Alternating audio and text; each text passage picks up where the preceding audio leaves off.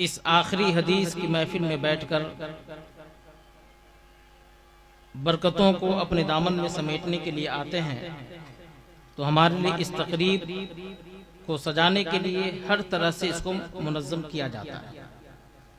تو ہم تو آتے ہیں تو سمجھتے ہیں کہ سارا منظر خوشنما ہے اور بڑی آسانی سے علامہ تحسین صاحب نے اس مجلس کو سجا لیا، لیکن نہیں، یہاں تک پہنچنے کے لیے نہ صرف یہ کہ یہاں کے ذمہ داران کو، یہاں کے منتظمین کو،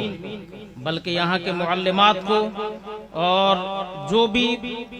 پڑھنے پڑھانے سے تعلق رکھتے ہیں سبوں کو بے شمار ایسے مشکلات سے گزرنے ہوتے ہیں جس کا ہم اور آپ اس لائن میں جو لوگ رہ کر کے یہ کام کرتے ہیں وہ اندازہ لگا سکتے ہیں۔ کبھی بچیوں کے جو والدین ہیں ان کی طرف سے ہزار شکوے ہوتے ہیں، کبھی طرح طرح کی باتیں بھی آتی ہے، کبھی تعلیمی کمی نکالی جاتی ہے، کبھی نقص نکالا جاتا ہے، کبھی کھانے میں کمی، کبھی اس کی کمی، کبھی اس کی کمی، یعنی سب کو ملا جلا کر کے ہم ادارہ، صاحب ادارہ، معلمات ادارہ اور جملہ محنت کرنے والوں کو ہم ٹارگٹ کرتے ہیں، اور یہ زمینی حقیقت ہے، اور یہ پہلی بار نہیں ہوا، یہ آخری بار بھی نہیں ہے۔ ہم امام بخاری رحمۃ اللہ تعالی علیہ کی بارگاہ میں خراج عقیدت پیش کرنے کے لیے حاضر ہیں، ختم بخاری شریف کی بابرکت مجلس میں۔ امام بخاری رحمۃ اللہ تعالی علیہ کا نام جب سنتے ہیں تو طبیعت مچل جاتی ہے۔ امام بخاری رحمۃ اللہ تعالی علیہ کو عالم اسلام جانتا ہے، بلکہ صبح قیامت تک پوری دنیا جانتی رہے گی۔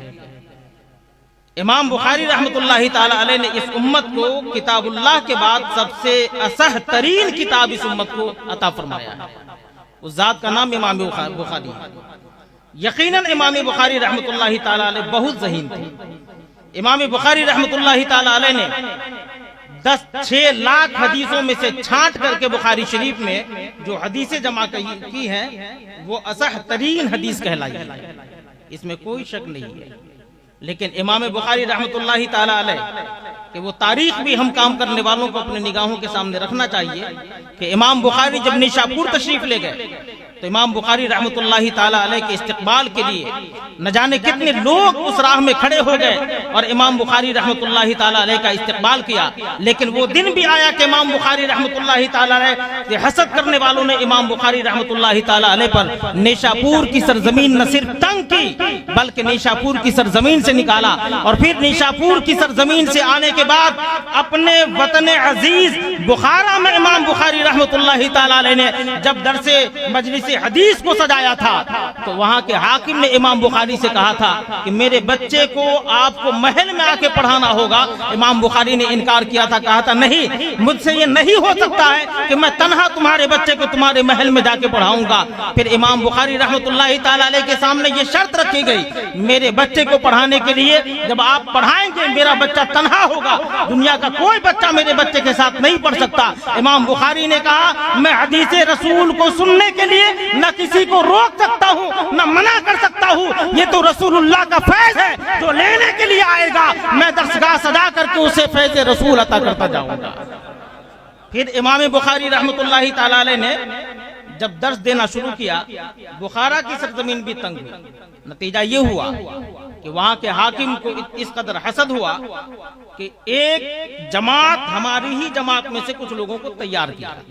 جس کو ہم اور آپ علماء سو کہتے ہیں۔ امام بخاری رحمۃ اللہ تعالی علیہ کے خلاف جب پروپگنڈے کیے گئے تو معاذ اللہ، صدبار معاذ اللہ، سوء اعتقاد کا الزام لگا کر کے امام بخاری رحمۃ اللہ تعالی علیہ کو بخارا سے نکالا گیا، اور امام بخاری رحمۃ اللہ تعالی علیہ اب اپنے وطن عزیز سے بھی نکل رہے تھے۔ ذرا سوچے کس دل کے ساتھ اپنے وطن عزیز کو چھوڑ رہے ہوں گے۔ اور پھر امام بخاری رحمۃ اللہ تعالی علیہ جب سمرقند کا سفر کرتے ہیں تو سمرقند کے قریب خرتنگ میں جا کر کے امام بخاری رحمۃ اللہ تعالی علیہ کا وصال ہو جاتا ہے۔ امام بخاری رحمۃ اللہ تعالی علیہ نے بخاری شریف کے لیے کتنی محنتیں کی ہے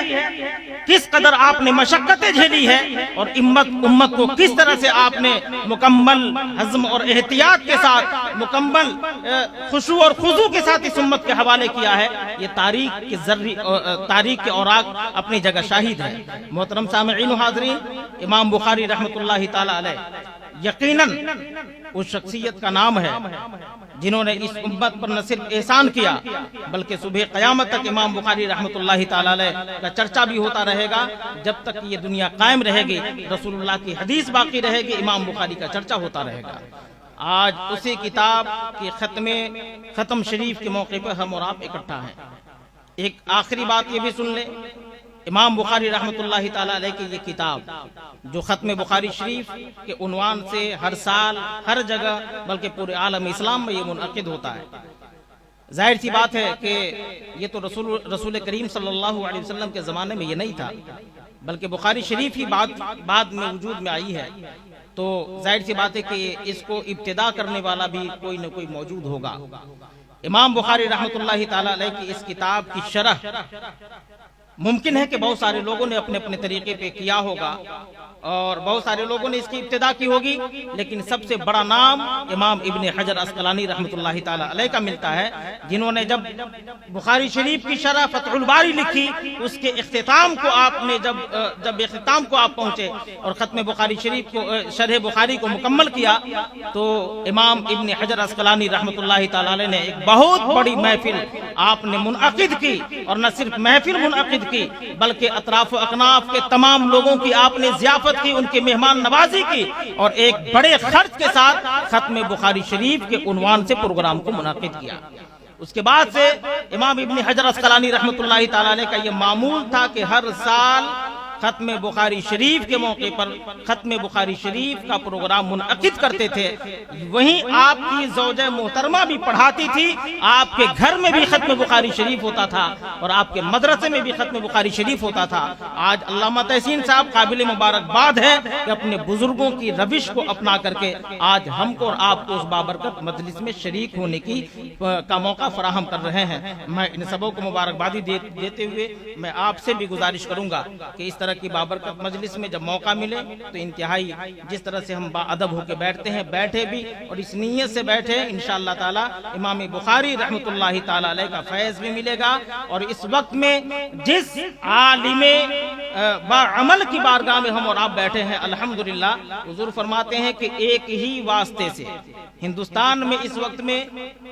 حضور سراج الفقہا کی ذات وہ ذات ہے جو ایک ہی سند کے بعد امام اہل سنت اعلی حضرت تک پہنچتے ہیں۔ وآخر دعوانا ان الحمدللہ رب العالمین۔